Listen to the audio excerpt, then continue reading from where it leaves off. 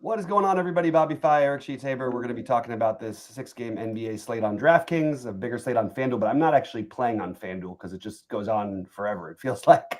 But yeah, so a little, again, we were talking pre-show. It was a real close. I had some real swipes at it yesterday for the millionaire. I finished 15th in the 555 and 27th, and I had all the players left. I just couldn't quite get the right fourth quarter from anybody. I mean, Vidal was great. I had Charbonnet, who was like 0.2% owned, and he didn't even get the blowout run, which was a little disappointing. He did have a touchdown, but he literally could have launched me if he would have got the blowout run. So I also, obviously the Seahawks defense was my main defense, and that obviously worked out very well. So a good day, profitable, but disappointing to not come away with more. Sheets, talk about winning the NHL slate yet again. Yeah, NHL slate won the overload again. This one was only for 5,000 because it was on a Sunday during the NFL season. But in my big survivor pool contest, the one that I was in still, well, I'm in a couple still, but the big one that I was in was with like $1 million at first, was down to 16 going into yesterday. Whoa! And I had the Rams. No, I did. That's rough. True story. A low-owned Rams too. I set that up for like weeks, and yeah, the Panthers just get me every time. I watched that game and I could not understand exactly why they were losing the game. It wasn't. I didn't understand it, and then Stafford. I couldn't believe he really turned that ball over down the stretch. I mean, listen. I was greedy. I'm like, please don't get only a field goal. I really needed a touchdown. But I'm like, okay, the worst case gets a field goal. I cannot believe he gave that up on third down. Oh, that's brutal. And then even then, I thought they were going to stop them on third down also. But I'll tell you, they really Bryce Young really stuck it to him, man. He really played well. What can I tell you? Yeah, he did. I was disappointed. I never felt like they were going to lose the Rams in that game. They scored 2 touchdowns on fourth down. Yeah, and I couldn't believe that anybody could run on the Rams the way that they were running on us. I just haven't seen that all year, and that was gross. That's sorry. That team is very, very hit or miss. Carolina, they can. You never know, dude. And then in the Circa contest, they got me when I had home with Green Bay against them. What do you mean? Right. They got. Oh man, that's brutal. That's just. And then another time they were like extraordinarily popular, and they wiped up the whole pool by losing to the Saints. My God. Yeah, so Carolina has been the source of pain, but an NFL DFS, I did catch him one big buy-in, but aside from that, not too great for me. But Bobby, tell everybody about your sweat in the million. Yeah, I had a really nice lineup going. I played a bunch of. We talked about it on the show. I played a bunch of Bijan Robinson. I wanted to play the Seahawks defense wherever I could because I really felt like it was just one of those situations where it was impossible for that kid to do anything against them. Yep. And sure enough, that was right. So I had those in the Bijan, and I had the what's it called? Again, just it was a low scoring slate. I had Brock Bowers, who was great, had 2 touchdowns. I played Charbonnet, who was 0% owned, and he put up 11 fantasy points, but at 4,800, it wasn't too bad to have him in the utility. I had Vidal, and I had Josh Allen to unfortunately Keon Coleman, which was my risky play. He did catch a touchdown, and he had a target in the end zone that would have gotten me there had he got there. So a little disappointed, but happy to at least have some better results this last week in the NFL. So I have a comment to make. So this is pretty interesting. So I don't know if you guys watched the game last night, the Commanders game, but yeah. Treylon Burks made like this catch in the end zone. That was just like beyond ridiculous. It was like Odell Beckham Jr.'s catch, where it wasn't quite as long, whatever. It was just like the sickest thing you'll ever want to see. And like the funniest thing about it is that it was like the third best catch of like the day. Like the catch that, okay, we'll get to the big one in a minute. The catch that Bowers made, I mean, that wasn't even real. I mean, like how did he ever get his arm underneath that ball was just insane. And all of that was probably like tied for second. But all three of these, that Puka catch, what was that? The Puka catch was one of the greatest catches I've ever seen. I mean, but like all three of those like could have been like the greatest catch of like any like 20-year period. You know what I mean? and they're just going one after another. These wide receivers at that level, the talent is just so freaking insane. Yeah, it's really amazing. I totally agree. All right. Well, damn, I'm bummed about the Survivor for you. It would have been nice if we both would have. I could have gotten the million, and you could have been in good position. I had a lot of equity. Yeah. Oh well. You know how many people are left? The only people that got busted yesterday were the people that took the Rams. Not the Rams. Yeah, I guess that makes sense. But it is what it is. Oh, that's too bad. That's what you sign on for with Survivor. You just it's hard, very very hard. Yeah. But I'd rather go down on my speculative plays than the ones that I thought were locks. You know what I mean? Like, right. I play so many plays during the course of the season. I'm like, oh my god, if I could just get this terrible 4.5 point favorite home, I'll be like a genius. And then like, I'm like, I can finally breathe because I have the Rams against the Carolina Panthers. I'm like, oops, forgot about that. Yeah, that's still tough out there. But yeah, I mean, let's continue to try to break free with the NBA. As far as I'm concerned, I can't seem to get anywhere near anything. So let's get after it, I suppose. Now, okay, so DraftKings first, as you mentioned, it's a nice, compact slate within like a 1 hour period, not even like a half hour period. Doesn't require much. There's no real news right now. Mm-hmm. So it shouldn't be that hard, Mm-hmm. I have a couple of guys that are 6x projected, and nobody else. I presume that those are going to be the highest owned. I'm not sure. Yeah. So I mean, right now, however you want to look this, the two big point per dollar plays are both in the same position on the same team. Same here. Yep. Yeah. So Bagley and Vucevic are the two best values, but they're in the same spot. Mm-hmm. And then the next guy I have underneath that is the Igor from Brooklyn at 4,400. And then you have everybody under 6x, but guys I mentioned like Jalen Tyson, them were like 5.5x below. So those are like the values that I'm coming up with. What do you think about those guys? And then is there any value guys that maybe I missed, or what do you think of that in general? Yeah, well, those are the main ones, Bagley and Vucevic, and I currently have 85% Bagley and 58% Vucevic. So I'm pretty heavy on both those. I don't really think that we have to overthink it. Well, are they on the court together, or are they just splitting all 48? They're probably just going to split all 48, but at these prices, I don't think that it's going to matter. I think there's an outside chance. I guess they could, but I don't think they would in this matchup because you don't have you have Miles Turner. It's not like a traditional. You need a normal big. It's not going to post you up or anything. Okay. So the one thing I would mention is that they've gone small before. Again, I don't want to. I'm going to play these plays, but I don't think I need to quite lock them in, but it's pretty, I guess it's pretty close in the Bagley case, assuming that he does in fact start and we get that information before lock. If he's not, I think it's worth probably taking some shots with these guys, but I don't think that I certainly don't think that they're anywhere near like must play territory just because the matchup is weird and they'll use Koulibaly to guard the big sometimes. They do stuff like that. So anyway, but those are my main two guys. And it's like you said, it's a nice compact slate. I'm probably not going to be able to play for what I talked to you about yesterday. I don't think I'll be able to play any slates that are within an hour because I've sort of kind of always got to be on call to go potentially. Right. Yeah. So this slate suits me perfectly. The ways of getting different a little bit, it's a little tricky. I do think Koulibaly is a really strong tournament play. And I think he should be sub 10% owned. I think Franz Wagner is a very strong tournament play, who I think will be sub 10% owned.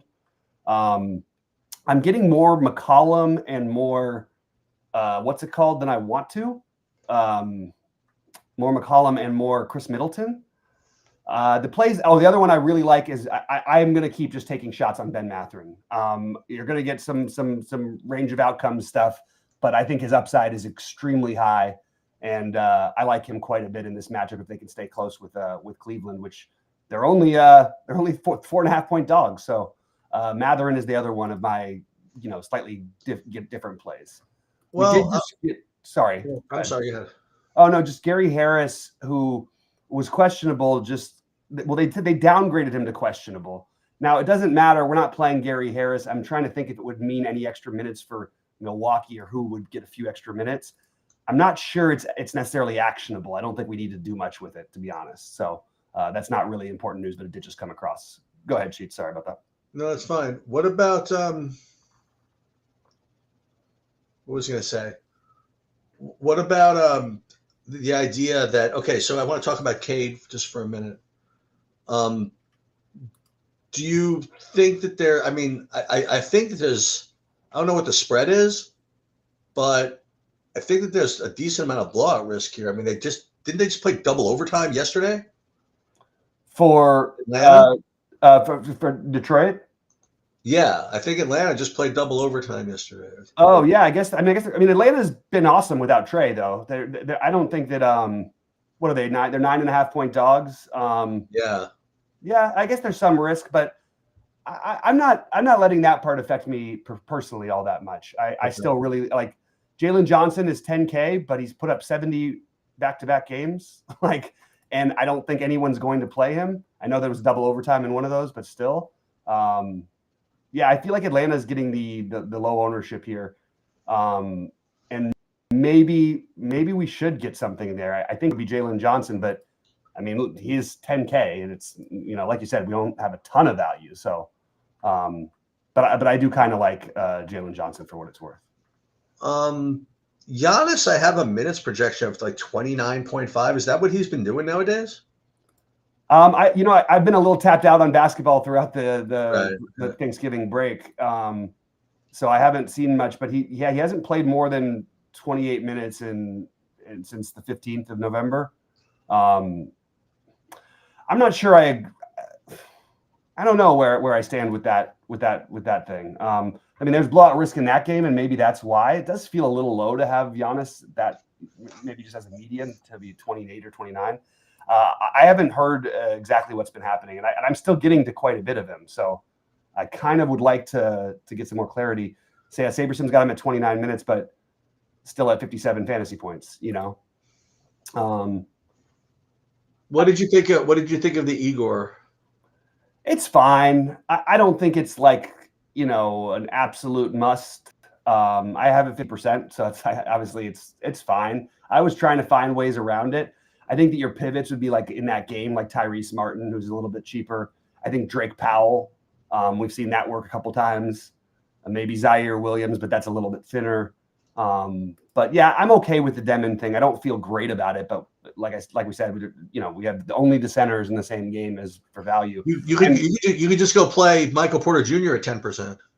Yeah. By the way, I don't even know if he's going to be that high. I like Michael Porter Jr. tonight. I think he's going to be like unowned, to be honest. I don't think he'll hit 5. I mean, he'll be right around 5%, I would guess. I like that idea a little bit. I think I want to lessen this Giannis exposure. Feels a little bit weird to have him projected at 29 minutes and that we are going to play this much of him. I guess he is only 11.5. It's not like he's 13K. Has LaMelo started getting minutes yet? Well, LaMelo is like, that's a real thing. They're better, these coaches are not messing around these days. They know what they're doing. LaMelo hasn't played more than 28 minutes in his last 8 games. Yeah, I know. I was going to play him. It's funny. I was on the stream the other day, and I was going to say, why is this price so low? And someone just came and said he's just not getting the minutes. They benched him in an overtime. They benched him at the end of the fourth quarter a number of times. They're trying to be more competitive, and realistically, he's not their best player. That's my take. Their best players are Con Knippel and Brandon Miller. Brandon Miller, who I like a lot, by the way, but you're going to see a lot of. I just think he's got plenty of upside at 6,400, and I really like Brandon Miller as a player. I'm getting my highest owned player right now is actually I didn't check the Bagley, but I'm getting like a bunch of Harden. Yeah, it's an interesting one. I don't know where I think I'm going to lower my Giannis, so maybe I will into more of that. I kind of like. I know he hasn't been good, but I kind of like Kawhi in that game. Okay. I got 26% of Harden, so I guess I'm not getting enough. 7,800 should be a competitive game, and yeah, they're 6.5 point dogs. Kawhi's actually been pretty good. Like he put up 45 in the last 2 games. 7,800 feels like a very reasonable price. And Miami, this isn't your dad's or your father's or whatever Miami Heat. They play really quick. Yep. So I like the idea of getting to some of the Kawhi there. I'm just a little worried with Harden because like his price hasn't changed, and he could still do it with Kawhi there, but I don't think he's going to have those 75, 80 fantasy point games with Kawhi on the court like we were seeing with him out. And Jaime Jaquez is officially available today for what it's worth. It's not going to make any bit of difference. We're not going to play him, and we're not going to, do anything with that. Just wanted to throw that out. What about Craig Porter Jr.? It's yeah. Where I'm trying to see where I have him. So I did not get to Craig Porter Jr. at all. Okay. I think it's okay. I don't think it's I don't think it's a bad idea. We've seen him have some games. I do really like Donovan Mitchell. Okay, because Lonzo Ball is out, right? Lonzo's out. So is Garland. So is and they still don't. Oh, they're all out. Huh? And Jared Allen is out. Sam Merrill's out. So I'm getting a little bit of the Tomlin. I'm getting a lot of Jalen Tyson.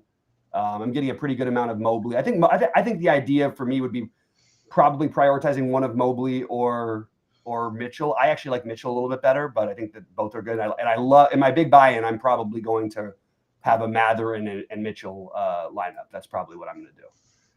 This is weird. This Giannis thing. It's starting to bug me a little bit. Yeah. But he does have apparently very good numbers against Washington, if that means anything. Yeah. But I don't. I'm sure he's not the only one that has good numbers against Washington. Right. Yeah, I think I'm just going to cap my exposure because I don't want to end up with like 75% of them, and I think that's like as numbers keep updating. I think I'm leaning. It was starting to go that way because I was up to 60% on my last run. But I would rather play Donovan Mitchell personally on a little bit of a cheaper side, and that's probably what I do. I also think that we haven't seen it maybe as many giant Cade games with everybody there, but I still like Cade. Like I just think I'd rather spend on these other plays than I would the Giannis personally. He might put up 70 and make me feel terrible, but that's it. No, not quite. I thought I recalled. He only played 10 games. I don't know what happened, but I'm pretty sure. Yeah, Ryan Rollins was on Washington. He got traded from Washington to Milwaukee. Ryan from Washington to Milwaukee. So now he's going back to Washington, if that means anything to anybody. Oh, I just don't know how to play him because it's just a factoid. That's it. Yeah. And I don't want to read between the lines here, but it looks as though he played only 10 games for Washington before being traded to Milwaukee or something like that. Yeah, I think he's just a little too expensive, but I actually I love the player. I just think he's expensive. But we do still have Gary Trent questionable and Gary Harris questionable. So maybe if both those guys are out, you could talk yourself into getting a little exposure. But this is pretty funky. So I'm getting this is very odd. So I'm getting Giannis on FanDuel, even though on FanDuel you have Luka and Jokic on the slate. Yeah. I know that's a little weird. I think I would rather do the other guys personally. Yeah. Luka's just. I don't even know what we worry about with Luka anymore. Like they played last night. I guess that's something to worry about. I don't know. He puts up 60 plus every single game. It's not like he doesn't ever not get there. You know what I mean? But maybe his ceiling, is not. Well, no, that's not true. He could still, even with LeBron, I think he's still fine. I wonder if the Lakers, by the way, end up they sat LeBron last night. That's what it was. They sat him on the front end. That's right. Yeah. Of course, LeBron comes back when the Lakers are in the middle of literally the easiest schedule you'll ever see. Hey, he's a businessman. But you know who puts up also every single game, no matter what? Austin Reeves. Right? Every night. It doesn't. He's always there. He always gets there. He's, whatever, at 8,300, I think he's an incredible play. That's so funny. After I just adjusted one setting, I actually am getting less Giannis on FanDuel too. FanDuel, I'm actually getting a decent amount of the Donovan Mitchell. Is he? I think he's less than 9K over there or something, from what I remember. Yeah, I think he's a little cheaper on that side. The Bulls guys are the other thing that we want to look out for because we have no Kobe White and he had been playing obviously. They're missing some other guys too, like Jalen Smith. I think it's the problem is you're going to end up with both those centers in a lot of builds. But if you can talk yourself into maybe a different play, I think Vucevic is kind of an interesting play. Well, like you can play Vucevic and Vukcevic. Vukcevic and Vucevic, right? Yeah, I think I've done that before. But yeah, Giddey, Dosunmu, even some Kevin Huerter. But I the guy who I'm going with, and everybody knows my thing about this, I just love Buzelis. I just want to be, again, I'll deal with the range of outcome stuff, but I think he's a really, really good player, and I don't think he's going to be 6,200 forever. I think you're going to start seeing more of those, 35, 45 fantasy point games from him as the season goes on.